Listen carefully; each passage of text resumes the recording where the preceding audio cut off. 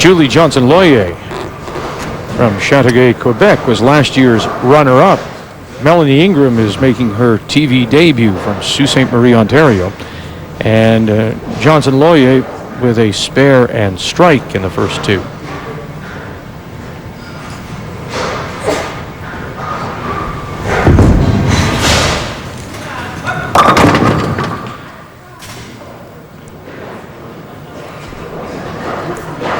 The pins went sliding over.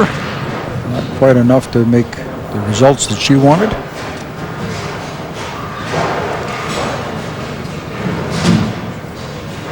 Seven pin remains standing. Talking to herself just a little bit there, getting herself lined up right into it.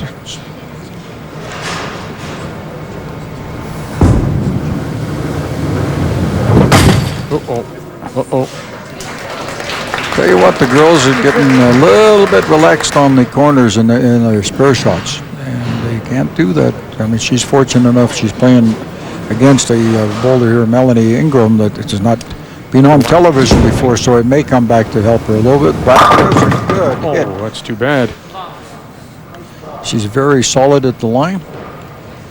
Good bringing 10 pin if you're going to have one like that. I was talking to Melanie as the bowlers were warming up, and I said, "This is your first time here?" And she said, I wondered if she had tried to qualify before. And she said, "Oh yeah, several times." But and there's again missed corner. So another open there.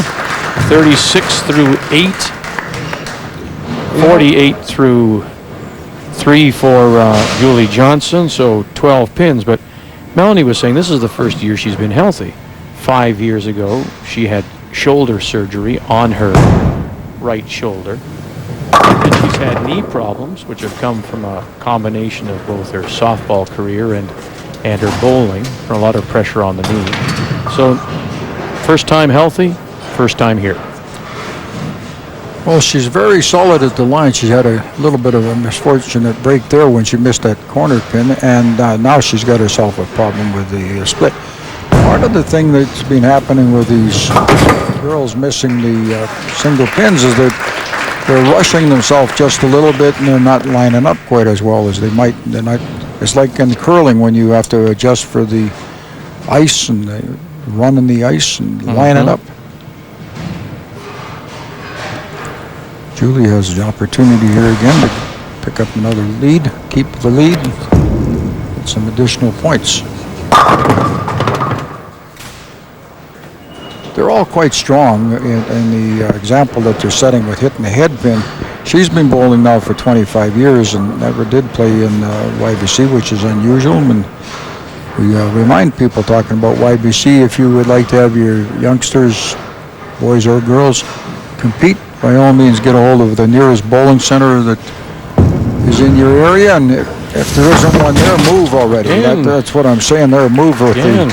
Well, you know, that's the perfect segue into this. And if you're interested and you have a youngster that wants to go bowling, go to youthbowling.ca on the web. There's all kinds of games the kids can play. Wonderful website. youthbowling.ca.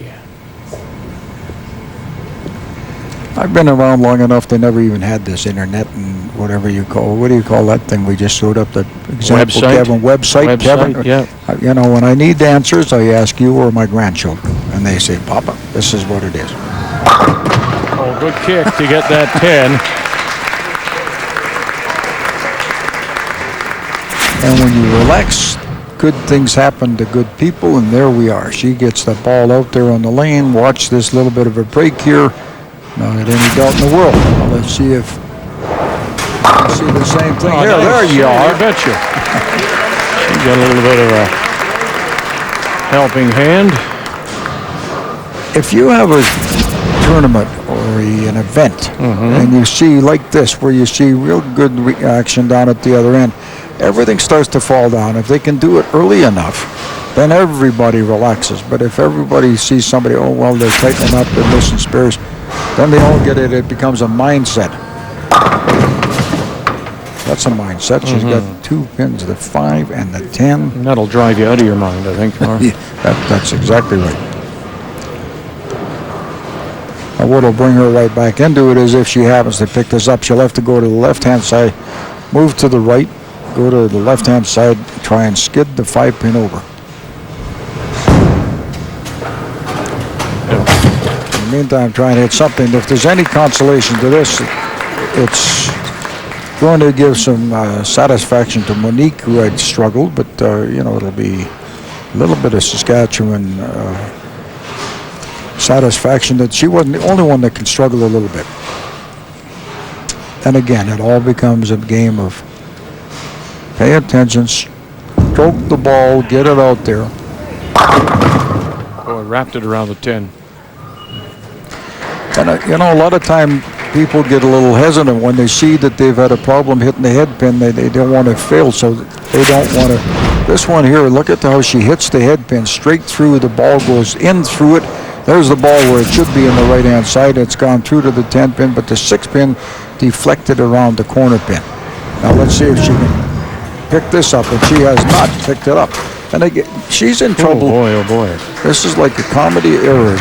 Where's the Flintstones when we need them? Because this thing is now what happened there.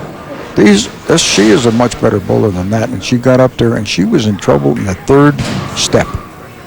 But to see, the thing is too, it keeps Melanie in the game.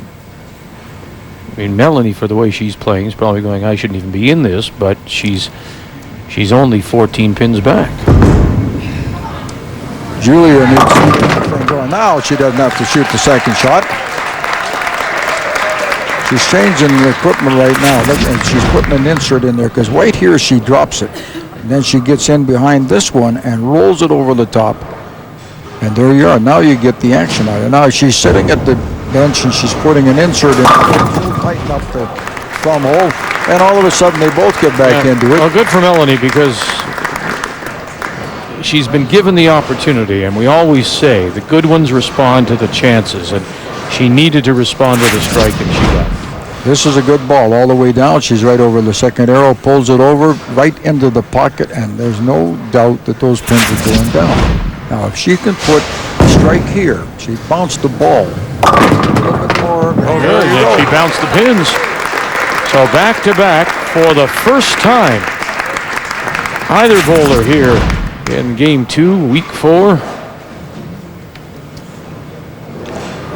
2 strikes, so we've got the match is tightened right down. Here's an opportunity now for Julia to turn around.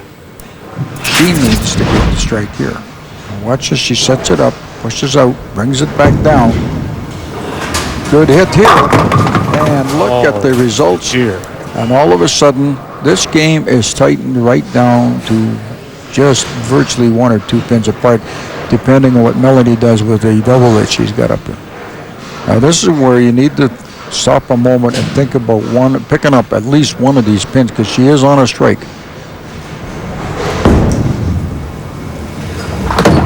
Now see, that's ridiculous. Well, literally it's a dumb shot because she's on a strike. She loses 2 pins there. She can't afford to do that when you're in this close a match. And when you look at the score here, Melanie has left 6 pins on the deck, 5 for Julie. All right, now we have to just sit here and think just for a minute. Julie needs to concentrate on something. See, when she had the strike up in the 7th, she picks up 1 more pin. That would have given her 104, and 1 more would have given her 112. So she would have gained some more pins in there, and that's so important at this critical stage of the game. Into the anchor frame.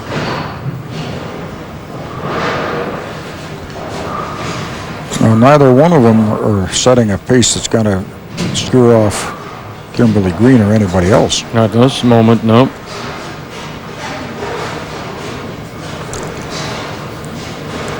And she needs to get her index finger out a little bit more and get that ball rotating, or else speed it up here.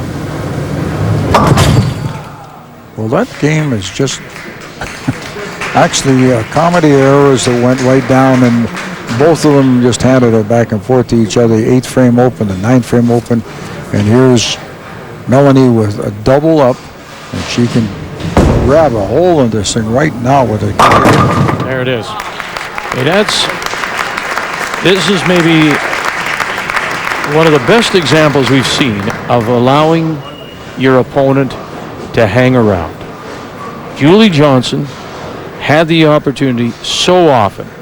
She had an open in 3, open in 4, missed corners, open in 6. If she would have gotten marks at that, Melanie wouldn't even have a chance. And now, Melanie Ingram is well on her way to winning this. Well, and not only that, she's got 3 in a row. She has an 8 count. She's got 169 potential should she spare this one. And all of a sudden, you just give your opportunity to you handed them a gift. Absolutely.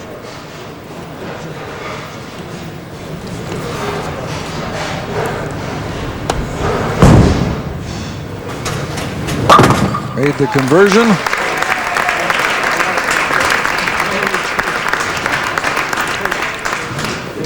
Surprise. Thanks to the bowling proprietors, the association headed by Mr. Arnie Rollins, the second from the left, and all the gentlemen. Always nice to see them, and we thank them as always for their involvement.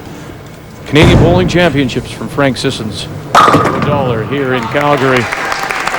Did you notice that he has the same color here I have? Yes. There you are.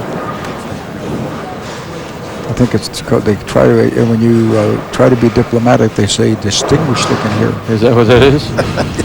You've got a long ways to go before you get there. There you go. Now pressure's off, and Julie Johnson-Loyer comes through with the strike, but you can see it on her face. That's just not what we expect from her.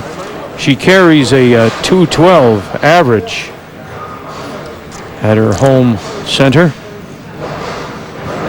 Well, we've watched her bowl a lot over the years, and she's certainly more qualified than that. There are days when that happens. So here we go. Relax. There's the ball out there. I can assure you she'll probably go home and shoot a lot of those single pins and make them every time. So we saw the defending champion, Lynn Gauthier, eliminated in week 1. We're going to see the runner-up eliminated here in week 4 as she makes a corner finally. But Melanie Ingram hung around. Given the chance, she runs off 3 strikes in a row, and she will now play Kim Green. Autobahn.